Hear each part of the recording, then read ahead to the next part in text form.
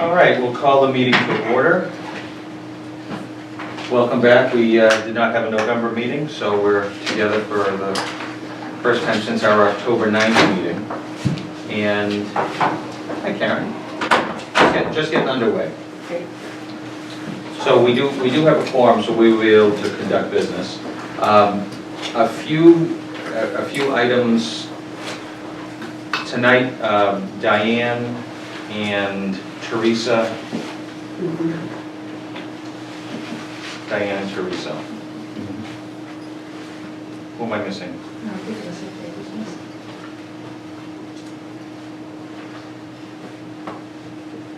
That's it, 9. 1, 2, 3, 4, 5, 6, 7. Thank you, that's right, thank you. Choose 9. So we have 7 present, Diane and Teresa are missing. Okay. Great. Just a couple of quick agenda adjustments. We won't have any, under old business 6B, we won't be taking action on the closing out of the housing production plan funds. I'm going to move that to the next meeting. I haven't had a chance to clarify with Town Hall and Teresa. I just want to make sure that the number is accurate, but that work is done, and I'm told there's a slight favorable balance. I just needed to confirm that with Teresa. Okay. Could I take a motion on the minutes from the October 9th meeting? I move we approve as in the email to us. Thank you. Motion by Patty. Second. A second by Phil. Thank you. Any discussion? Hearing none. All in favor? Aye. Aye. Any opposed or abstentions? No. Thank you. That's unanimous.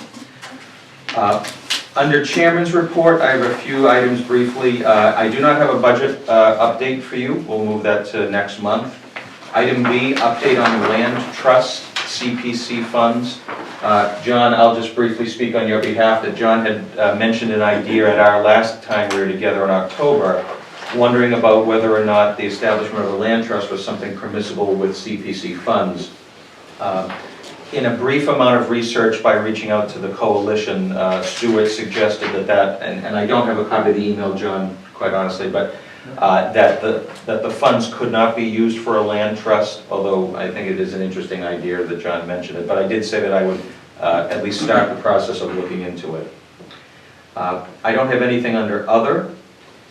Item 5, liaison reports. I just want to remind the committee it was a nice suggestion made that given the concept of having designated liaisons for any future applications, that we would make this a standing agenda item so that if in fact an individual or a group started the application process and the chair designated a liaison, this would be an opportunity on the agenda for the liaison to comment on, hey, I've been talking with so-and-so, this is where they are in the process. As of this point, we don't have any applications that have had a liaison assigned, but we'll keep this as a standing agenda item should that change.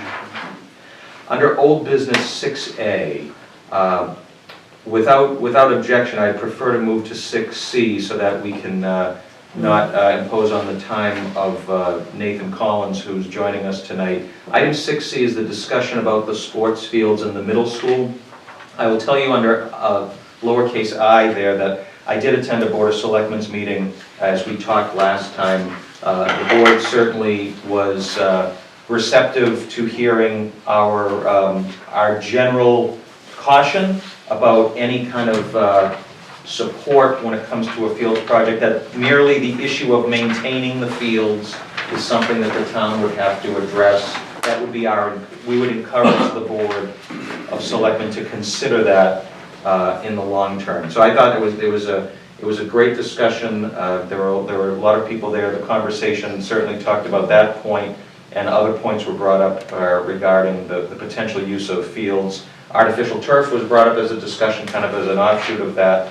But I'm happy that the board was willing to respond to us in such a short amount of time and at least hear the concern that we would anticipate coming should any proposal go to town meeting regarding fields, that maintenance needs to be an issue that's resolved. It says here HMS field application review under the second item. There is currently no application that's been submitted. I have had some communication, and that is underway. But I did ask, as I said the last time we met, to have Nathan Collins come to talk to the committee directly and go over the work that he has done. As a reminder, we authorized administrative funds to get our own independent look at the middle school field. Nathan's work included looking at restoring the fields to their original design, if you will, natural grass, what it looked like in the late 90s, and also to look at the potential design costs, etc., for a field that would be instead put in that is artificial. And I think he's done a nice job, and thank you, Nathan, for coming tonight. Committee members, please, do any of you perhaps still need an 8.5 by 11 copy of what Nathan drew up? Because I think Shirley has got 5 copies, if you don't mind. If we can't get one in everybody's hands, we can certainly get one close to you if you're interested. All set? All set? Okay, very good. Nathan, I'll turn it over to you if you don't mind picking it up from there. Sure, no problem. Do you want me at the podium or just Informal is just right here? fine, thank you. I will move up a little bit. So you As long as you don't look at half the camera and, Yeah, as long as the back of yours on camera. We have such high standards, yeah. So again, for the record, my name is Nathan Collins. I'm the principal with CLC Design. I'm actually a sub-consultant to McKenzie Engineering Group, who we've partnered together on this analysis of the Hanson Middle School. As Tom had alluded to, there was a small amount of money that was put aside for this evaluation, I think $3,900 or whatever the contract was. So what we did is we walked the site.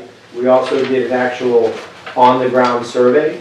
So we're actually working with an actual existing conditions plan. One of the benefits of that, obviously, is the money spent now can be used for whatever actual improvements are moving forward. So that's an expense that, although it's incurred, it's not an expense you're going to have to do when you move forward with this project. So the first alternative we looked at was what would be the most cost-effective approach to renovate those fields to playing condition. Currently, that grass is over-compacted. They're having difficulty maintaining and growing grass there and making it a safe playing environment. The topography of the field is not ideal as it relates to athletic fields. Typically, you want to see a slope on a natural turf field of 1.5%. That particular field slopes in, around 2% and sometimes a little bit higher, but again, our task was what would it take to bring that field back to a playing condition? So we analyzed both the softball and baseball field and kind of the multi-purpose field area, and based on our proposal, it would include renovations to the existing backstop, which, and again, this is what we're calling alternate one. Renovation to the existing backstop, renovation to the existing infield, including removing what's there and importing new material that meets today's standards. Repair to the existing irrigation system. Renovation to the turf to include aeration to address the overcompaction. Top dressing with a loam and organic material to kind of level out some of the low spots or irregularities. And then an overseeding and fertilization program to help grow that turf in. In addition, we included some equipment, new bases, new pitcher's mounds, etc. To the total for the softball portion of that field of a little over $138,000. The multi-purpose field, again, similar work. There's not really any fencing we need associated with that, but that would include irrigation repair. The area is a little bit larger, so we estimated about approximately $12,000. And renovation to the turf, similar to that of the baseball field, outfield area, but given the area of that field and the size, that was estimated at about $135,000. In addition, in our original number, we hadn't included it, but we added, and I don't know if you have that number, but you can't see when you're out there, but when that field was originally constructed, there was kind of a gravel, I'll call it, active walking track / running. So we added a budget estimate to renovate that to existing conditions as well of approximately $32,000. And that upped the multipurpose field total to $179,000 total. So that field area, as it exists today, in terms of limits of play, size of fields, to renovate, to get it to a playing condition where the town can then, from there on, maintain it annually to keep that up to par, if you will, is approximately $317,500. Again, that's an estimate based on previous projects that we've either bid or designed. So we're comfortable with that number and its level of action to get that field where it needs to be to make it usable. Nathan, could I jump in? Sure. Any other costs involving design work on top of the $317,000 potentially? Sure. That design wouldn't be, because you don't have to do a grading plan, you could probably handle that more as a specification type bid. So you'd probably want to carry like a 1 to 2% just budget item. Similar, on the synthetic turf field, I added a little higher design percentage because that's actually a full design. But If I could ask a Sure, question, Phil. Yep. not to nitpick at something which is still, this might be very hypothetical, but just to make sure terminology works all around. I see the words gravel track. We used to use the term cinder track. I ran track equipment in Hanson for years on what we call a cinder track. And what looks like it's under the grass there right now Sure. looks not too dissimilar for that, but I don't know whether it's truly cinder, whether it's stone or gravel, as you say. I just would like to know what the engineering / sporting community terminology is now, or would be for this. Is gravel the right word? Because to me, gravel sounds like something out of a pit, Yeah, sure. It would be a processed stone. But Processed stone. stone dust would probably be the Stone better dust. the better word for Well, it. not dust. Dust is fine. But This is particles that would be larger than that. Larger than dust. That stone dust is gravel, processed stone sounds more correct if we're going to just be clear to the public. Sure. Patty? Question? Thank you. If we decide, you've done the measurements for 190 by 360. Correct. What if we want to change the width to 210 feet for the multi-purpose field? How much in addition is that going to? Well, really, I'd have to look at it as it relates to that area is rather narrow before it starts okay. dropping off. Yeah. So the It really bigger, would work? in short term, probably not without Okay. some actual earthwork to be done. That was gonna be my question. That's This what I was gonna not ask. a simple regrading of anything up there, right? No, I that mean, that crust is, I understood. pretty, I had noted that, dramatic. when I start. That's what I This was simply just facelift fill. correct.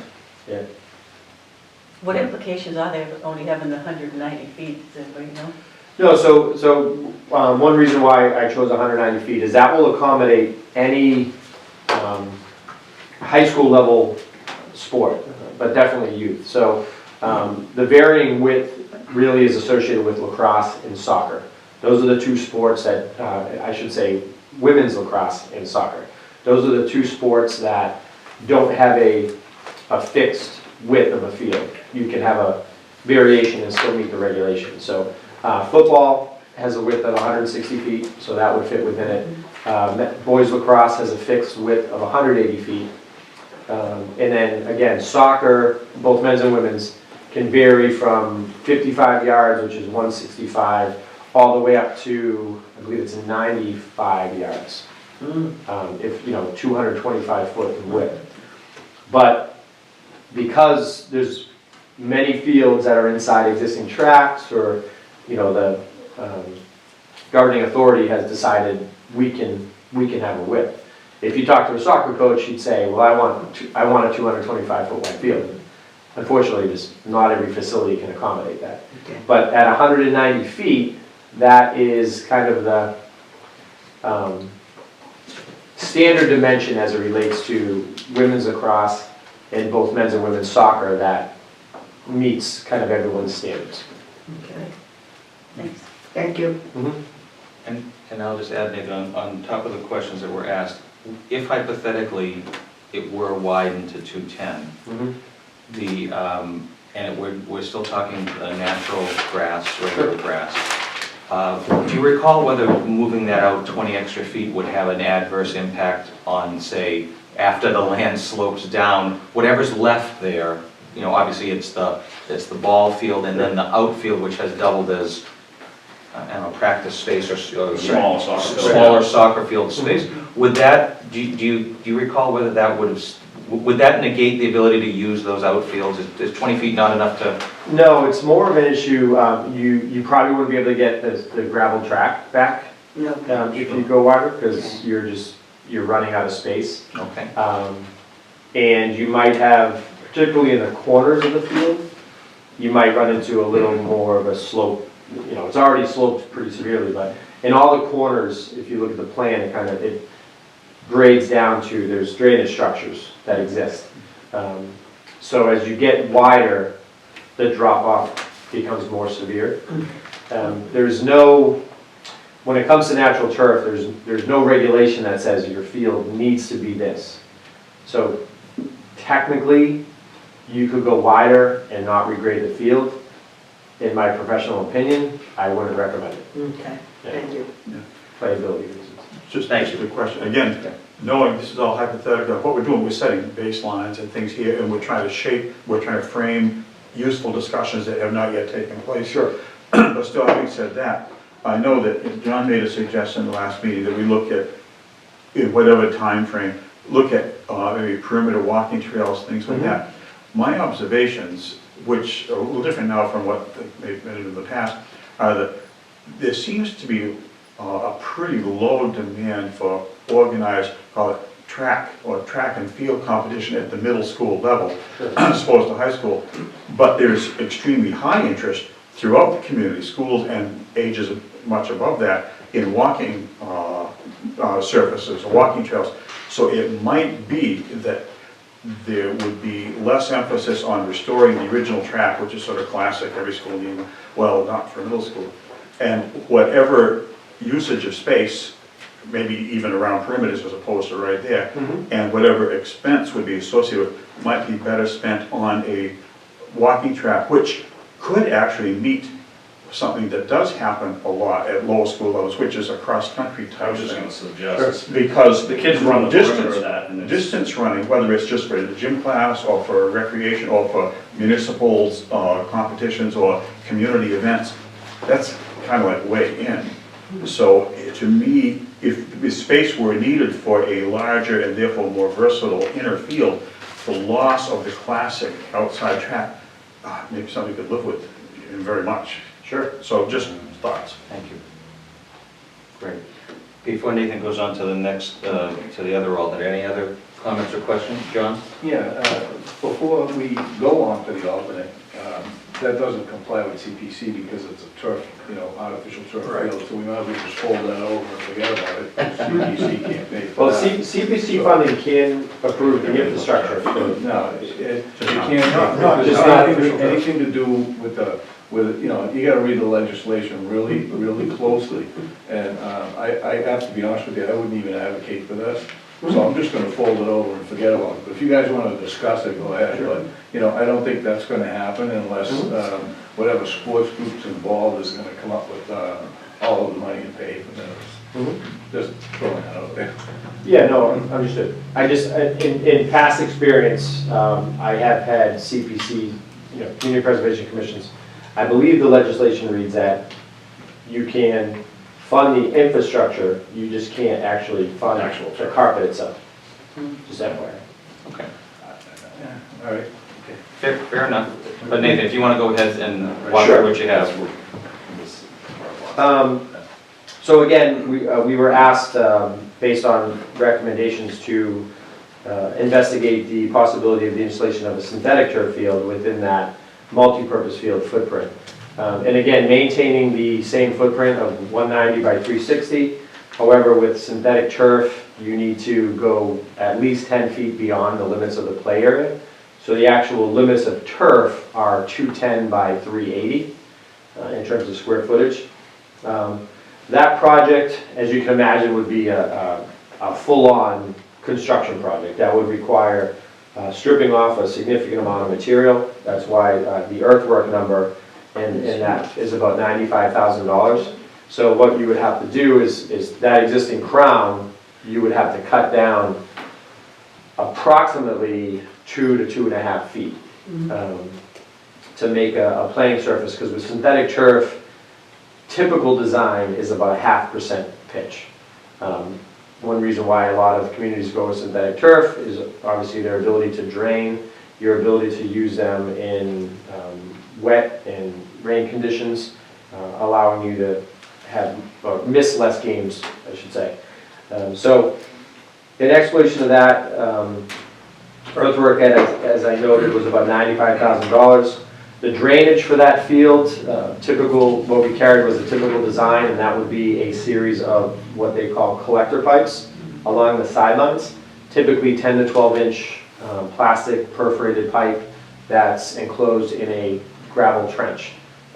And connected to that would be a series of flat panel drains that would run in a herringbone pattern within your playing field area. So that would be a total of approximately $65,000. The one advantage that you have with this facility is that there's drainage on site, so you could tie that directly into the existing infrastructure that's there. Fencing, although this is something that's not necessary, we always recommend for crowd control, being able to kind of limit where you have people come on and off your synthetic turf field. But we've included in the budget a 4-foot-high perimeter fence around the field. That budget is based on a black vinyl coated chain link fence around the entire perimeter. For equipment, again, this number, we've sized the field for all the sports, as I noted. The $40,000 would include actual permanent goalposts for football. And those are combination goalposts and soccer goals. They come as a set. The synthetic turf itself, this is based on your industry standard infilled synthetic turf. So what that is your turf pile height, then infilled with a sand and rubber mix. And that's approximately $368,000 based on recent projects at bid and the square foot associated with that. The synthetic turf base consists of, again, it's a processed gravel material. There's only a few quarries in this area that make it or make material that you want underneath your turf field. But that, depending on final design, is a depth of about 10 to 12 inches, depending on how the underlying material drains. And that's a total of about $260,000. That number also includes your perimeter anchor curb. So what happens with the synthetic turf field is you need something to contain the stone and contain your turf. So around that perimeter is a cast in place concrete, what they call anchor curb. It's typically about 10 inches wide by 12 to 18 inches deep. Again, depending on what the underlying soils are.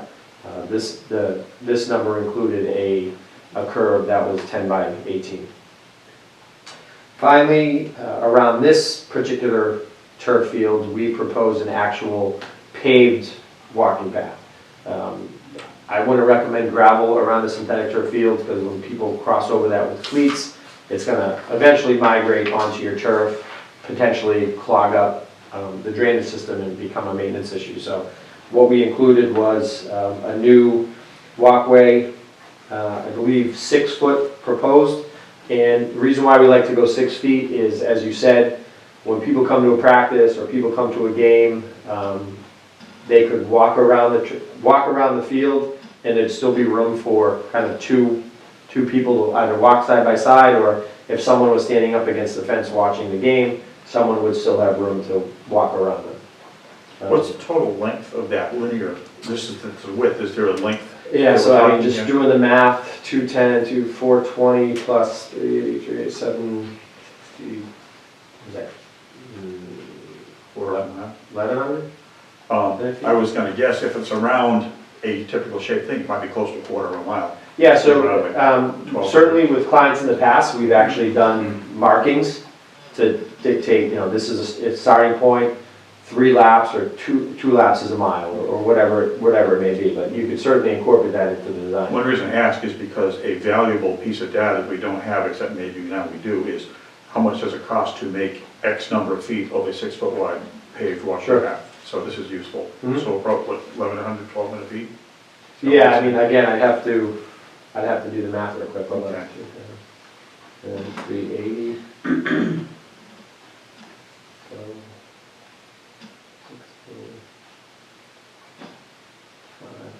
What was my guess? Yeah, about 1180, Okay, thank you. if I did that right. We can go back to that. And what I did on the design is I actually rounded the curves of the field, just to soften, when you're walking, you don't want to take 90-degree turns. So I actually softened the corners of the synthetic turf, so it's a little more of a gradual turn.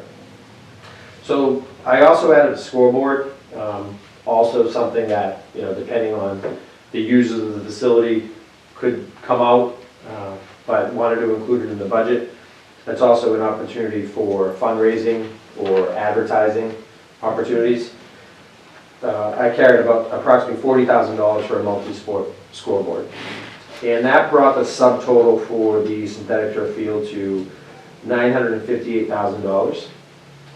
I included a contingency just because when you do a large construction project and you actually start putting shovels in the ground, given where we are schematically, I carried 15%, which may be high, but again, just planning, you'd rather plan high and be happy. exactly. And also, as I discussed, this would be a much more detailed design. You'd have to put together an erosion control plan, layout of materials, details, grading and drainage. So typically, for a field like this, I would suggest a 5 to 6% soft cost to cover design and permitting, which for this we carried about $70,000. And I think, if my math is correct, that would put the total project cost of about 1.17 million. Yes, and I have to make a correction, it was my error. My number that I put on this summary sheet is included the number up above. So that 1,457,200 is incorrect. It is 1,171,700. 1,171,700. And the number up above for the natural grass is a separate figure entirely, the 317,500. But I still can't see the town going for that. I'm sorry. No, you We are a didn't. retired town. but We yeah, let's don't want to spend money. I think this is all sort of bar setting, sort of It mind is a bar shaping, setting, yes, but I can hypothetical. see the No one's town going. proposing it yet. Nathan, can I go back to, just to clarify an earlier question, regarding the natural grass option up above? You said that, when I asked, let's say, the design work, so if you just walking through that, if there was this committee could be approached for design fees, right? But it sounds like for the natural grass option up above, there's not very much involved with that on top of you said 1 to 2% for Well, designing the bid documents for this work? Correct. So what you'll have to do is, because of the costs associated with it, it's still going to require mass public bid. Yep. So you're going to have to put together a front end, you're going to have to put together a series of specifications. Whether or not you want detailed drawings, you really wouldn't have to add much to what I've already put together, and then have more of a scope of work list, if you will. Talk about equipment you want to see to do your aeration. Your top dressing should be done with this material at this rate, etc. So it's a step above a maintenance contract, but a step below a full renovation reconstruction where you have a 10-page plan set and a big thick specification, if that makes sense. So I would see that as there's money needed to put together the bid documents, the specifications that a contractor would act on. Correct. And would there be additional fees presumably for the person who puts those docs together to also perhaps be the point person for the town Mhm. as this work's being done, if the town didn't already have somebody to act in that role? Yeah, but again, that one, if you carry, so if that's at $317,000, you know, there's not much construction oversight, because scope of work wise, I would think a contractor that knows what they're doing would have that work done within a month, you know, to do the work. So you might have 4 or 5 occasions where your consultant would stop by. So certainly, you know, a 1%, maybe 2% fee should cover all that. And again, in my opinion. Yeah, no, that's helpful. So I think everyone is always sensitive to they see a number and then they wonder if there's anything else. So what I'm hearing is Sure. maybe 2% for getting the documents together, and Yeah. maybe up to 2% for having an independent person on behalf of the town keeping an eye on the project. Correct. So, that, you know, that could be $12,000 on top of that. Yeah. Thank you. Okay, that just helped to frame that in. Yeah, that's good. Can I ask you a question? John? Sure. I noticed in the second part, right, you have soft cost, but you don't have that in the first one. Because I'm looking at the $8,000 for the irrigation repairs. And many years ago, me and some other people looked at the irrigation system and ran cameras inside of it and so forth, and it was pretty bad. So when you say repairs, I worry about that. Okay. So, you know, I would like to see it. You would need go an artificial forward turf with though. this. You wouldn't need irrigation with artificial turf. That's why. No, I think The he's talking irrigation is on the about first one. option. That was basically, we had walked the field with, and the gentleman's name escapes me. Yeah, Ernie Sandlin. Right. Yeah. And he seemed to be confident that with minimal, and, you know, $8,000 is still a lot. You know, a brand new turf system or irrigation system within that footprint is probably a $40,000 number. So between everything, you're still about half of that. So I do understand that there's probably gonna have to be some due diligence, if you will, to figure out where everything is and get it going, but. I guess, you know, you were talking earlier about how, you know, you'd rather have too much than not enough. Sure. When I see that $8,000 number, I feel like that's very conservative. Yeah, and that was just for the baseball area. Keep in mind, it was 12,000, an additional $12,000 for the multi-purpose field area. So you're at 20,000. I'm sorry, I didn't Half see of the it. 12. Yeah. Okay. Yeah. Thanks, John. Any other questions for Nathan on, Oh, Very Anything? informative, thank you. thank you, Nathan. I think your work is, you know, certainly informed us, and while there's nothing for us to act on tonight, we definitely, I think, have had our awareness raised.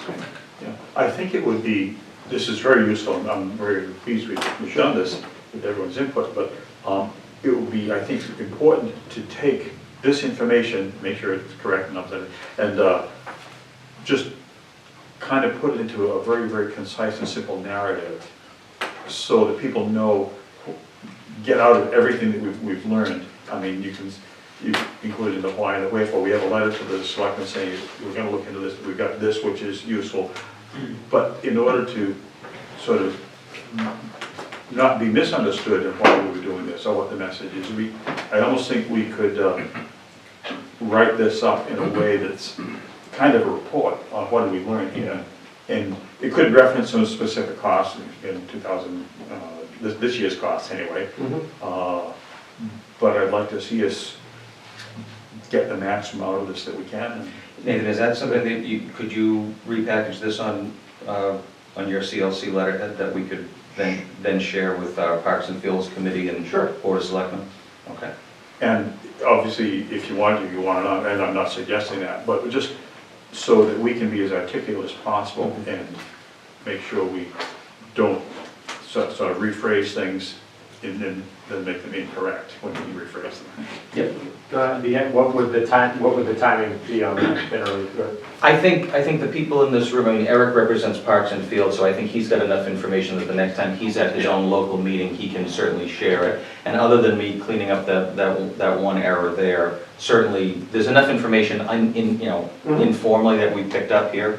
But certainly, I would say, there's no immediate action, a couple of weeks, Okay. yeah. Yeah, I'll get you something in draft form and take a look at it. Perfect. If you want me to add anything, I can do Yeah. it. Okay, great. And do you have, you've given us these plans electronically, those can be easily shared for people to see visually, so that's great. Any other questions? Derek, Yeah, only one thing, on the resurfacing the playing area with the grass, what would the number, can you put down a number of what would be for grading on that? Like a reconstruction, Yeah, I can work up a ballpark. a quick number, I mean, just Now, are we, taking the crest out of it, knocking it down. So- This was probably gonna include a new irrigation system. just on the multi-purpose field though, correct? Yeah, I think the baseball field is. Yeah, so I just want to add, I don't mean to interrupt you, but, you know, in the prior discussions with the soccer board, they're saying that they can't use that field because of the crest. Right, that's my. Yeah. That was one of the several problems. So again, I just want to emphasize, there's not a regulation that says they can't. They don't, Well, the league wouldn't let them anymore. they don't want to. Right. The league told them the field was unplayable and they didn't want to play them anymore. And that, right, and that may have been a combination of turf condition, And the grass. slopes, multiple things. But that was a decision by that particular group. There's not a regulation that says if the field exceeds The certain a 2% percentage. pitch, it's not regulation, I guess is what I'm trying to say. I guess I was still a little surprised because, you know, the way it was presented to us originally is that, you know, we can't use this field because it's got a crest in it. I think it's important that whoever makes a statement or doesn't, gives chapter and verse of the source. What is the standard? Is it their own league standard, or is it an interscholastic standard? Because that's the only way we'll know how much credence to give the Right, comment. that's my point, so, you know, we're looking at this, we're considering doing this, right? Yet we've got some people telling us one thing and other people now telling us another. So I think we need to get a definitive answer as to, you know, is this crest okay or not, you know?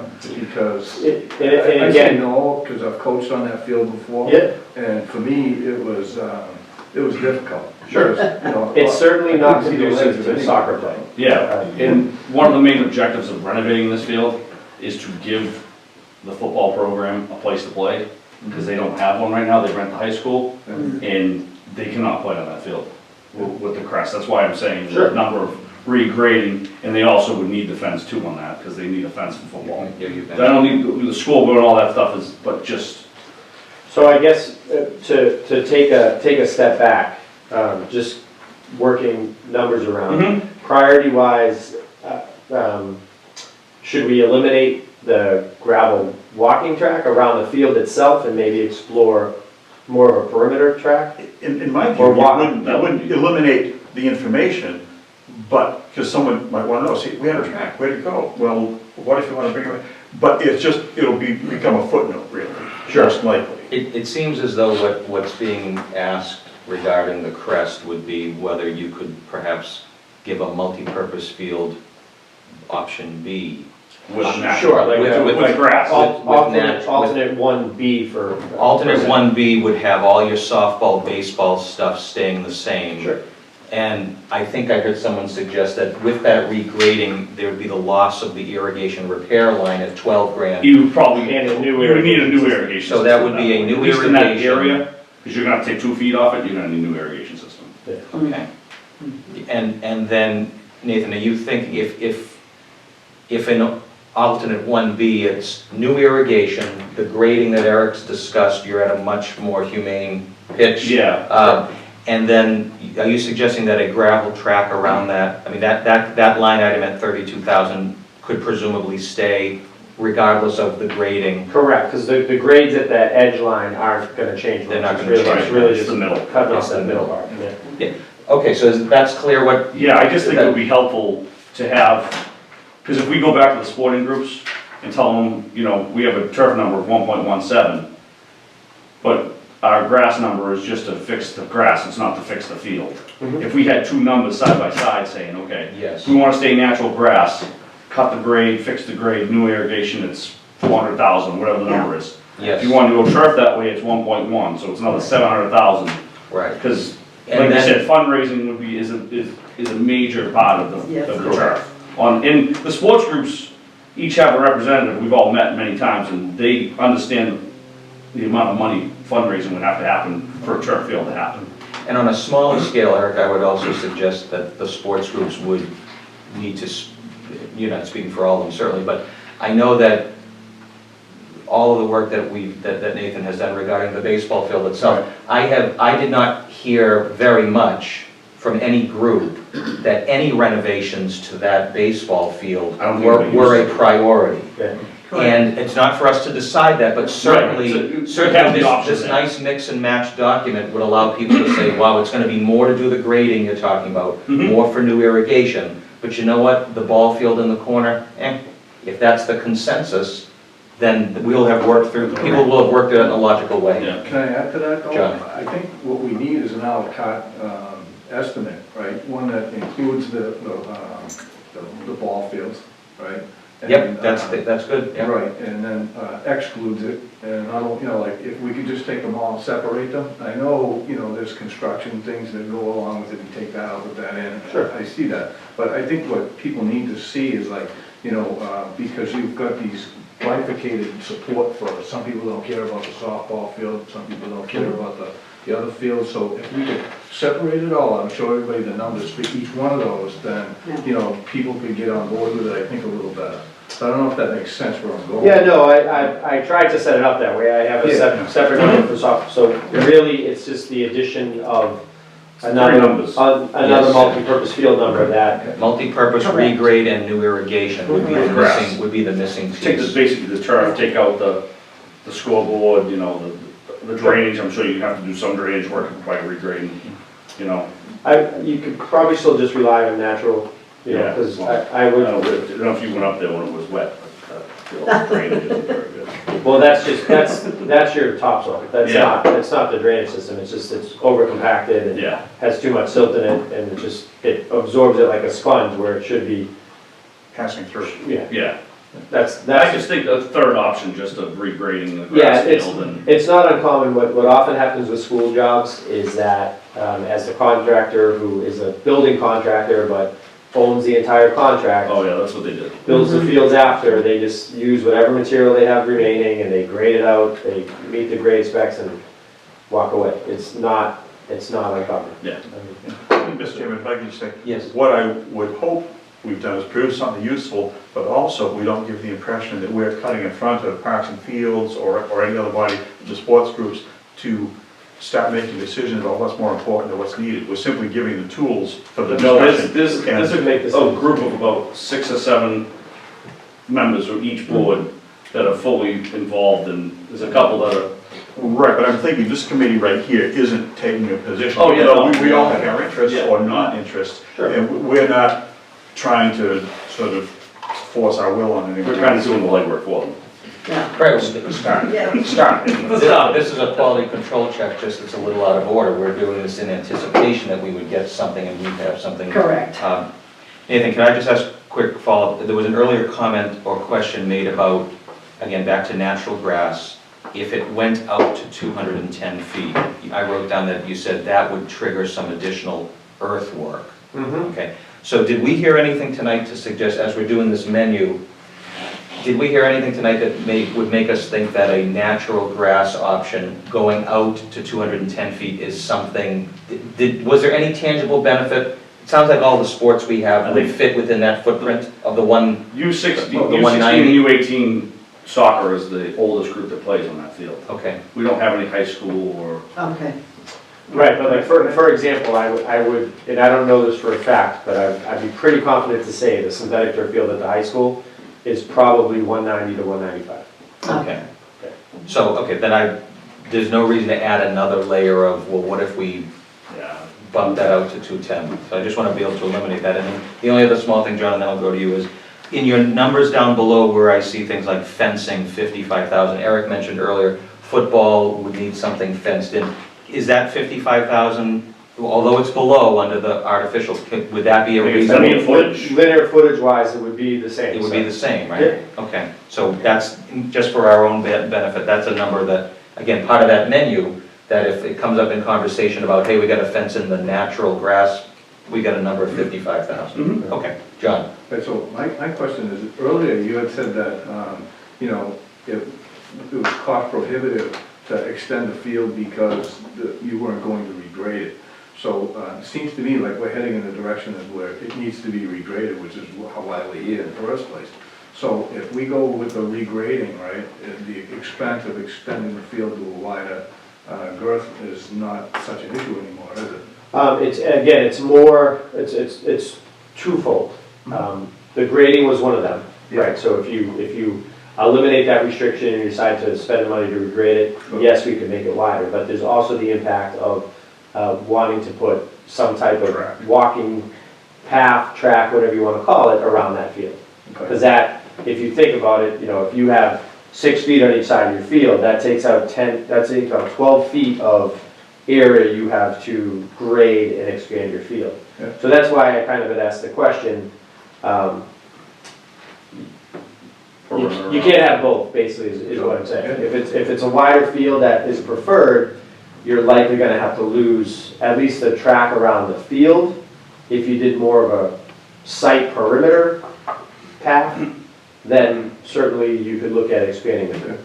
So, my own personal thoughts, I have to be honest with you, is, when I took the girls out to run, I took them to Indian Head because there's a track there and it's in fairly good shape. Most people, if you asked them, wouldn't even know that there was a track at Hanson Meadow.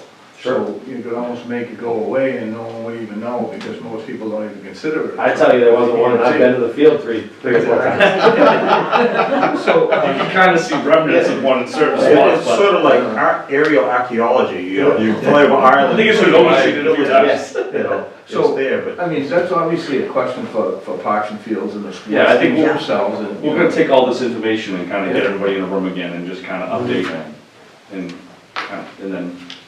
See if any priorities start to appear. Because the idea that Phil mentioned earlier about maybe walking paths, which I think there could be some grant funding for things like that. There always are, That but could what's address that nice issue. is to have sort of some terminology and some of these general things, of all the different elements that you might consider, you might Yes. put in the menu, the a la carte thing. Yeah, we'll give them a. And this gives a start to it. well, one of the things I'd also like to mention is in the site review for the tower that's going in, right, there's all kinds of site work that will need to be done and roadway repairs because heavy equipment can go in there. So it's possible that, part of the walking trail as it goes into the back of the building out in the back could get baked into that part of the tower stuff. So, I mean, just a thought, I'm just trying to look outside the box. Yeah. And, the walking track to me, right, as much as I've, coached and played sports myself, to me, the walking trail is more important than any of it Around the because, perimeter. I'm conservation minded, so, Sure. for me, that's the one that matters to me the most. So, But it doesn't- and I don't see that in there. But it doesn't have to be right here, it could be Yeah, a it is. perimeter, as you said, a perimeter trail versus 100% rather see it. I think that right around the there's about, trail. Yeah, absolutely. there's about Yeah. 4 or 5 different subsets of the population that would have an interest, see where those get shared and overlapped. Maybe you could find a way to meet that. So Nathan, I appreciate your time here. If there are no other technical questions for Nathan, we can continue. So thanks for your time, Nathan. And I'll certainly be in touch. So, are we gonna get some kind of a plan at some point? Are we gonna, vote to pay for some kind of ultimate plan? Well, I think that's I would say, John, that's probably something that would need to come from Parks and Field. A So, proposal that we would have a liaison person for. but I think it's an important point before we move on the agenda to just mention that, just to anticipate. So let's say this information is shared with the people who would generate an application. As I'm learning and listening to this tonight, if there was an appetite for something that was natural, right? Good night, Nathan, thank you. Thank you. And I- If there was an appetite for something that was natural, the upfront fees, from what I was asking, are very, very small. So in my mind, I'm thinking, okay, just like Plymouth County Hospital, there's gonna be a design application first. Right. What I'm hearing is 2, 3, 4% of 317,000. Now, that number's probably gonna be more with a regrading. Let's say there's some enthusiasm there. So whatever that factor is, I guess the point I'm getting at is we might see an application for the whole amount, right? We might see an application that's not merely for design because the design costs for this natural turf would be very small. I'm not saying that that's bad, they could still come with something very, very small. Whereas with the number down the bottom, we've started to talk about that, that obviously is a significant number for schematic. So, I don't know if I'm being clear, but if the Parks and Fields folks and the local sports groups got together and said, you know what, fundraising, utility, we fixed the crest, there's some consensus around it. Yeah. Maybe that's a $325,000 to $500,000 project, and the application that we might eventually review won't be limited to just $6,000 or $7,000, $8,000 of design fees. No, I think the next step is, once I get the information, I'll get them all back in a room. Right. And, you know, I'll let everybody know, anyone wants to come can come and, you know, kind of lay it all out for them. Because the big thing with them is, with natural grass is, the amount of use the field gets, natural grass won't last more than a year, year and a half on it. Right. Because they're talking lacrosse, soccer, football, all kind of trying to use the same It's field. all year. They're just replanted. The tough part of that though is, you know, there's a couple of things that, you know, as you go back and talk about this, one of the most important things you have to read is the preamble to the legislation, which asks that, you know, supporting funds are available, you know, partnerships with other groups. And, you know, those are all important because for me, you know, having been here since this legislation came to town, for us, that was very important that we had buy-in from the groups, you know, like US Sports Group wants us to repair a field. There should be some money with that. And Oh, absolutely. And I also personally feel like the town should have a part in it because that's a public building and that will be used by the school district as well. So, you know. Ernie's been involved in every meeting. Right, but, you know, more than that, it'll ultimately be the town that would have to pay for repairs to that field if it was necessary. So. Yeah, they actually, you know. there's, Warren McCallum he does Norwell Public Schools, he does all their field work and everything. Yep. And he's got a pretty good plan of a program he's got put together in Norwell Mhm. for maintenance costs and stuff, and Okay. it's basically, they're kind of talking about is just, you know, not to go off on, but just is user fees for the individual groups that kind of handle the maintenance of the field too. Yep. Because they just put a brand new turf field in Norwell, and they have user fees for, that, they're only, the amounts of the user fees are equal, that once the turf field needs to be fixed, the user fees will pay for the turf field to be fixed, Yeah. new carpet. So they do have, there's been a lot of discussion of, you know, in different On a return on scenarios. investment Yeah. for that. Well, I think the other important thing is, you know, if you go in the turf direction, you're gonna get less and less from us, because it's very clear in our legislation that you can't support the construction of turf, you know, artificial turf. That's right, it's very So, clear. Yeah, it's very clear in it, and I didn't wanna argue with the guy, but as No, far because as. Warren says the same thing as him, because Warren, they use CPC in Norwell. Right, yeah, they did, and I think there's actually a lawsuit in process. for Oh, that. okay, I don't know. Well, there's a, what is it, the Department of, I don't know what it is, it's where the money comes from. Yeah. So they're the ones that ultimately write the check, Right. right? And, DOR. Or a lot, yeah, Revenue. DOR. Department of right. Revenue, So yeah. if you go on their website and the DR and look up CPC and all, like, they have these opinions. Oh, yeah. About everything, it's like, you know, it's probably 100, 200 pages thick. Yeah. And I think Norwell's in the process of going to have to come up with the money to pay back CPC because of the fact that it's a turf field.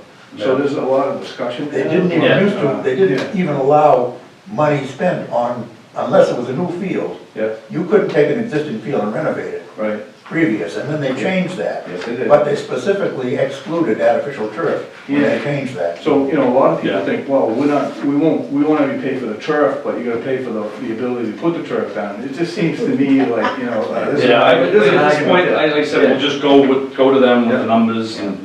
I think They it's can- clear that there's work to be done outside the committee. That work includes getting the support of other town boards. This committee will be very keen on hearing what the Board of Selectmen and Parks and Fields have to say about which option could come to us in an application, as well as John's earlier point about offsetting funds from other sources. Oh, yeah. And that, we know that that's an important part of the application. But I appreciate all of I appreciate your support in getting us to this point. We now have some numbers, we'll get some documentation cleaned up. It would seem unlikely, although we wouldn't be opposed, I think, as a committee, that if something can't be turned around, I mean, I was saying at the Historic Commission meeting that the second Wednesday of January is January 8th because New Year's Day is the first, so we have a very early January meeting, and I think there's a February deadline for warrant article placeholders at least for the May town meeting, so I don't have any illusions, but I think it would also be important to just say out loud that if any action on anything were gonna be taken, although we're not the first people to have to do anything, it certainly is a very short timeline Yeah. for May 2020. But if that's not the case, then I think there's enough information for the other groups to start looking into this and digesting it. And could I just add one more thing, and Sure. then I'll stop? Certainly. What? You reached your quota? His favorite word of the night is add one more thing. John, we have that on tape. All right, And so, video. I feel like I like the turf option, right? I think it's a great option, but I think that if you were to, separate out all the other costs and leave the turf field part of it, if you guys really want a turf field that bad, you can raise the funds to get it. Oh, yeah. All that secondary stuff around it, right, could be done with CPC funds Yeah. and you can move forward. So it's really up to you guys to come up Oh, with once I get all the numbers, we'll get everybody back in a room and Yeah. just gonna lay it all out for them. But I think this is a great opportunity for a couple of people on this board to lay us on with this project as it goes forward, because there's a lot of pitfalls for the unwary in this one. There's a lot that can happen up there. Absolutely. So. And I certainly would when the time comes, I'll take liaison volunteers to help support whoever Well, Mine falls. is still spinning, but I'll take it. Well, what pitfalls perhaps, but also maybe some really, really large I benefits. actually have to be at the Yes, next one. I agree. All right, go for it. I agree. Thanks, Eric. Okay, folks, we're on to back to 6A, story property update. Shirley included this from our last meeting. Is there any update at this point, Phil, on that? My understanding is Teresa was going to speak to the landowner to Yes, sort of that's- excuse our non-activity lately, but predict new activity in the near future. I've not spoken with Teresa, I don't know, Okay, so I don't have an update. Thank you. And we'll go to 6D, and North End Cabins, with Diane not here, I'll pass over that. Alan, nothing on Bonnie House at this point, yep. Item 3, Thomas Mill, conservation restriction. I asked you to speak about 3, 4, and 5, Thomas Mill, Thank you. Town Forest, perimeter. Your humble conservation representative and myself has been, the last few months, I've been 100% dedicated to getting our entirely new staff in place, up and running, new agent, new administrative assistant, and that's fine, but it has kept me from working specifically on those projects. I will share, though, one disappointing thing.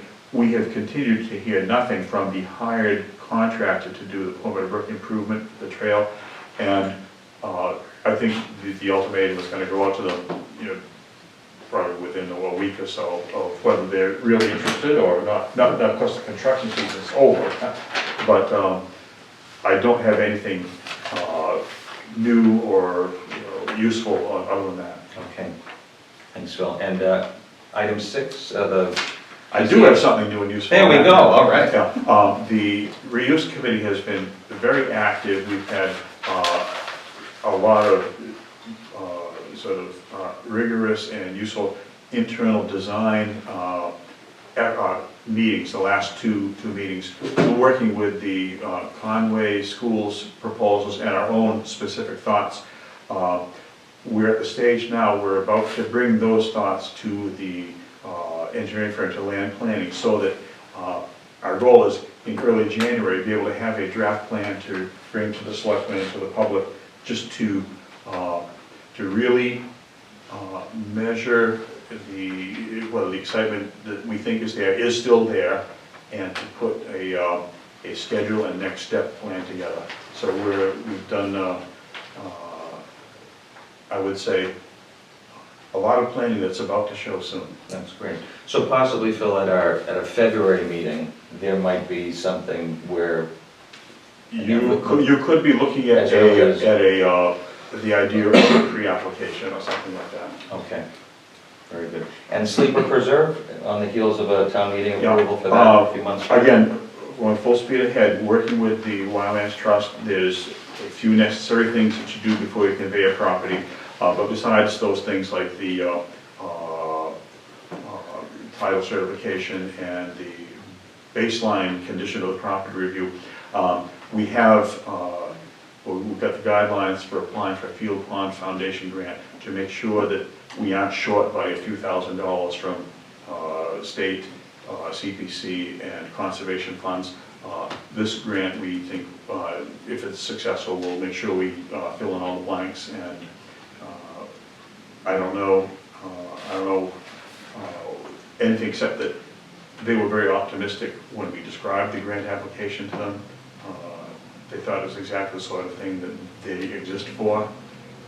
I would think that in the first 1 or 2 months of next year, we'll have a timeline for completing this. That's great. Thank you, Phil. I don't believe there's any historical commission business, and then 6F under old business. I have one item. Yes, John. I know earlier you talked about a land trust and the fact that we can't Yes. use funds to create that. So my next question is, after it's created, if we can't pay for it, if somebody else creates it, can we designate funds to that? So that's probably one of the things I should have asked in the beginning, was can we use money to create the fund? And can we fund the fund, I guess? If someone else creates the land trust, can we fund the Yes, land can we trust? put money in that trust? Because my reason is, as we all know, sometimes a property will come up for sale where, you know, it's gotta be a quick sale, because the person wants to get in and out. We almost had that problem with the sleeper property where, you know, there were people advocating to just sell it because we need the money, you know? So I guess I'm wondering if we can create a bank of money in that trust. I know we can do that for other stuff in CPC, so, you know, for a housing trust and so forth like that. So I know that's already in there for that. So I'd like to find out if that's something that we Okay. can do, where we could say, you know, every year designate 20,000 in there, so we get to the point where we have enough money to possibly purchase. Take action on something. Yeah. Well, I needed an installment for next month's edition of Ask Stewart, so Ask Stewart, that's what I'll ask Stewart, no problem there. And also under old business, if I get any information from Nathan, even if it's a quick, hey, I did the regrading option, Yeah, if you could I will send that information to everybody. Sure. And upon receiving his more formal summary and cleanup of what we went over tonight, I'll also send that out through Shirley as soon as I receive it. And we'll certainly have that just as a follow-up agenda item for again, our next meeting. And I'll move on to new business with no new historic business. And under 7B, just a quick survey. I know we're getting into a busy time. Does anybody sense that the January 8th meeting would be a problem? It is the second Wednesday of the month. It's what we're scheduled for. Does New Year's or the holidays throw anybody off that you think we would have a struggle with the quorum? No? Okay, good. Then we'll keep that other meeting as proposed. Mr. Chairman, I don't know if this is new business, but it sort of might be for good of the order awareness thing. Sure. I was at a meeting today of the 3 towns that are currently enjoying the existence of a $40,000+ trail grant for the Indian Head River Tri-Town Trail, Hanover, Pembroke, and Hanson. And under the guidance of the Wildlands Trust, that's going very well. And I'd say this is something that's of interest for open space things, but it's money that we will not have to spend. Oh, good. Because that grant is going to fund trail development. There's already been some remarking of existing trails. It will fund the creation of informational signage at kiosks, at trailheads.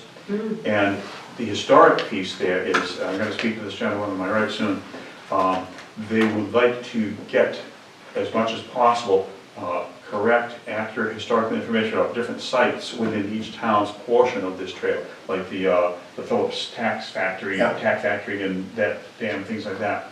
So there will be some, I think things will be very complementary to what we've been planning for historical and other things for our 2020 anniversary year. That might be a place where it might be on the list of places we're going to, I don't know, put a tablet or something, but there are other people with the money in their pockets right now who will be doing complementary things. Excellent. That's great to hear. Super. Thank you, Phil. I'll take a motion to adjourn. Second. Second. All in favor? Aye. We are adjourned, 8:05. Thank you, everybody.